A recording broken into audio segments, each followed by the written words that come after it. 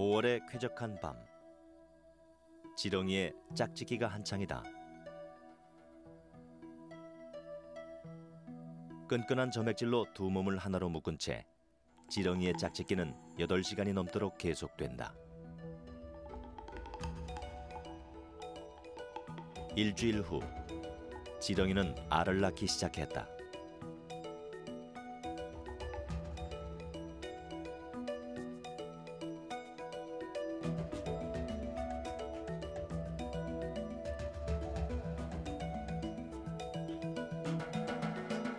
마침내 알 속에서 피의 흐름이 감지됐다.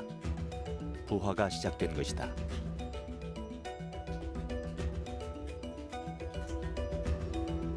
(2억 년) 전부터 지구상에 존재했다는 지렁이. 그 놀라운 생명력의 신비가 이렇게 시작되고 있다.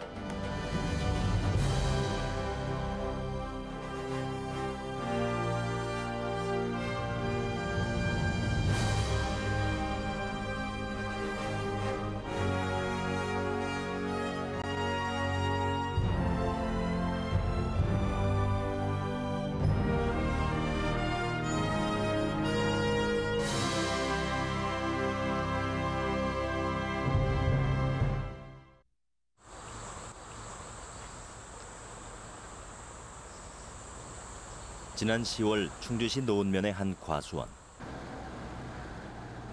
수확을 앞두고 있는 사과들은 알이 굵고 병충해의 피해도 적어 보였다. 한눈에 봐도 잘된 농사였다.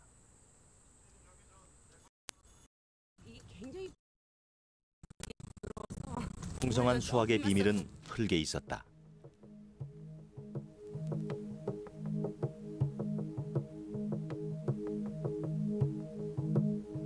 사과나무 뿌리를 온통 뒤덮고 있는 것은 지렁이 배설물, 포도송이 모양의 분변토였다.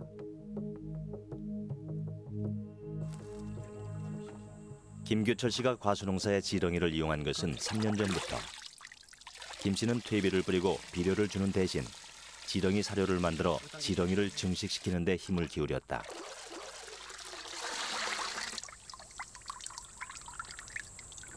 새콤달콤하죠. 지렁이 농법의 효과는 기대 이상이었다.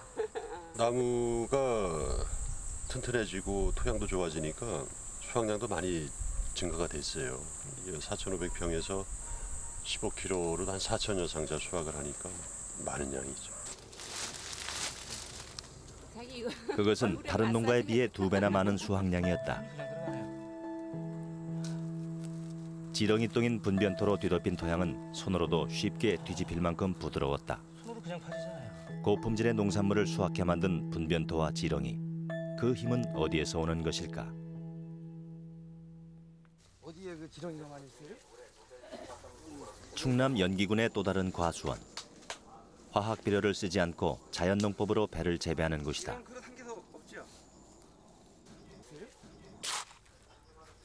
땅을 파자 경작이 잘 된 듯 흙은 부드럽게 흩어졌다. 그리고 지렁이. 지렁이가 많은 곳은 예외 없이 흙이 부드럽다.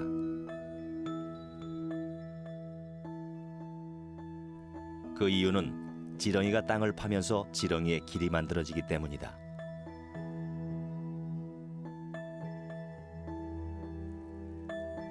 지렁이는 평생 땅속에서 흙을 먹으며 살아간다. 이 과정에서 생긴 지렁이 굴을 통해 땅속에는 수분과 산소가 공급된다. 지렁이가 땅을 경작하는 것이다. 토양 내 통기성이 좋아지는 거예요. 통기성이 좋아지니까 뿌리는 산소를 좋아하기 때문에 가죽을 밟고 깊이 내려갈 수 있잖아요. 그런 거 하나가 있고, 또 지렁이라는 놈이 사는 곳에 가물이 들었다. 그럼 목이 마르잖아.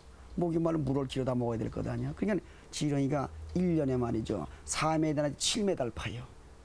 뭐 다시 말하면 지하수 개발은 지렁이한테 맡기면 된다. 그런 말도 들 수가 있는 거지.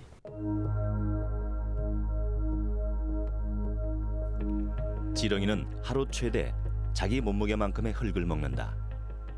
그리고 그것은 지렁이 몸속에서 좀 더 잘게 부서져 배출된다.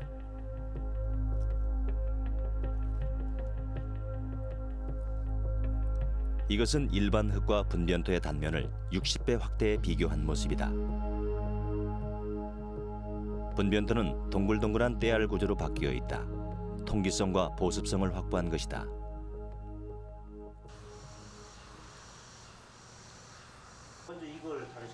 우리는 지렁이 배설물인 분변토를 자세히 분석해 보기로 했다.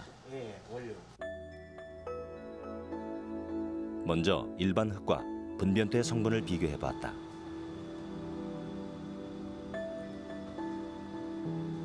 일반 흙에 비해 분변토는 질소, 인산, 칼리가 모두 증가해 있다. 식물 생장에 필요한 비료 요소가 모두 증가한 것이다. 토양 속에는 식물에게 필요한 세균과 방선균, 그리고 곰팡이균이 서식하고 있다. 이 균들을 생리적 특성에 맞게 배양하여 살펴보았다. 일반 흙과 분변토를 400배로 확대하자 미생물의 움직임이 보였다. 일반 흙에 비해 분변토에서는 미생물의 수가 많고 움직임도 활발하다. 분변토에서 발견된 미생물은 방선균이 3, 4종, 세균이 10여 종, 그리고 곰팡이균이 4, 5종이었다. 미생물의 밀도는 분변토 쪽이 일반 토양보다 훨씬 높았다. 분변토에 포함되어 있는 미생물에 의해서 어떤 그 농작물이라든지 토양 개선 효과에도 상당한 기대 효과가 있습니다. 따라서 이 분변토가 이 재활용 가치에, 즉 분변토가 토양에 시비 시 상당한 좋은 효과를 기대할 수 있습니다. 지렁이 분변토는 동글동글한 알갱이 구조로 되어 있어 통기성과 보습성이 우수하며 토양에 이로운 미생물들을 많이 함유하고 있어 흙을 살아있게 하고 식물의 생장에 도움을 준다. 지렁이는 평생 땅속에서 땅을 경작하는 농사꾼이며 지렁이의 배설물 분변토는 천연의 비료인 것이다.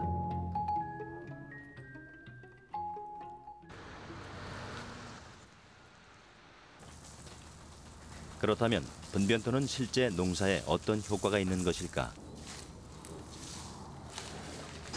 우리는 농가에서 사용하는 일반 상토에 분변토를 각각 5가지의 비율로 섞은 모판을 준비한 후 여기에 오이, 배추, 토마토 등 5가지 종류의 채소 씨앗을 심었다.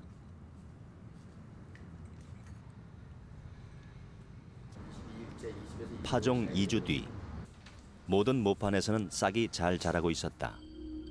그런데 예상과는 달리 일반 상토에서 자란 싹이 더 무성하고 성장도 빨랐다. 그러나 뿌리는 분변토에서 자란 것이 훨씬 건강했다. 4주 뒤 여전히 분변토의 싹보다 일반 상토에서 자란 싹이 더 무성하다. 그러나 이미 진딧물 등 병충해의 피해가 나타났다. 살충제가 필요한 것이다. 반면 분변토에서 자란 잎은 건강했다.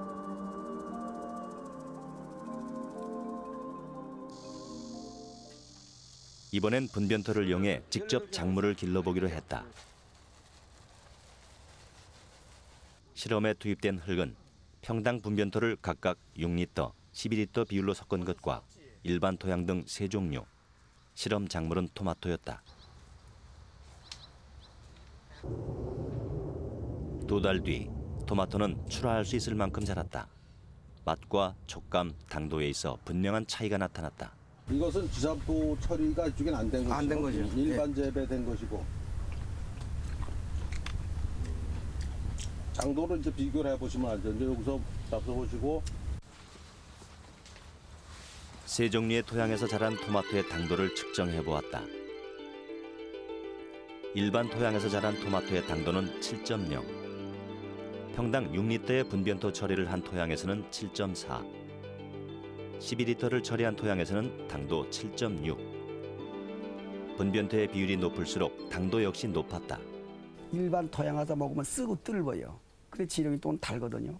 그렇기 때문에 작물이 아주 좋아하는 분변이야. 그러니까 지렁이 똥을 거름이라고만 생각하지 말고 작물을 길러내는 아주 고급 토양, 고급 젖이다.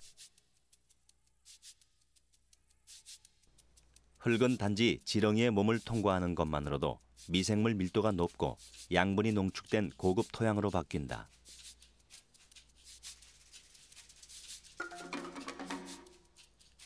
입을 통해 지렁이 몸속으로 들어간 흙은 식도를 거쳐 소낭에서 일시 저장된다. 소낭에서 잘 섞인 먹이는 다시 산낭에서 잘게 부서져 장으로 넘어간다. 지렁이의 장은 수많은 미생물을 포함하고 있는데 미생물에 의해 분해된 양분의 일부는 지렁이가 흡수하고 나머지는 분변토에 섞여 배설되는 것이다.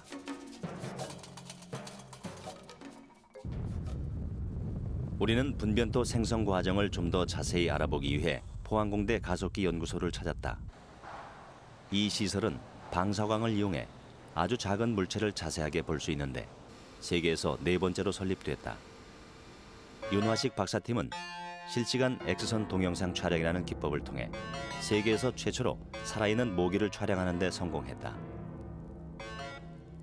일반 병원에서 사용하는 X선이 1mm 단위로 물체를 관찰할 수 있는 반면 이 기법은 1000분의 1mm 단위로 물체를 찍어서 살아 움직이는 모습을 그대로 볼 수 있는 것이다.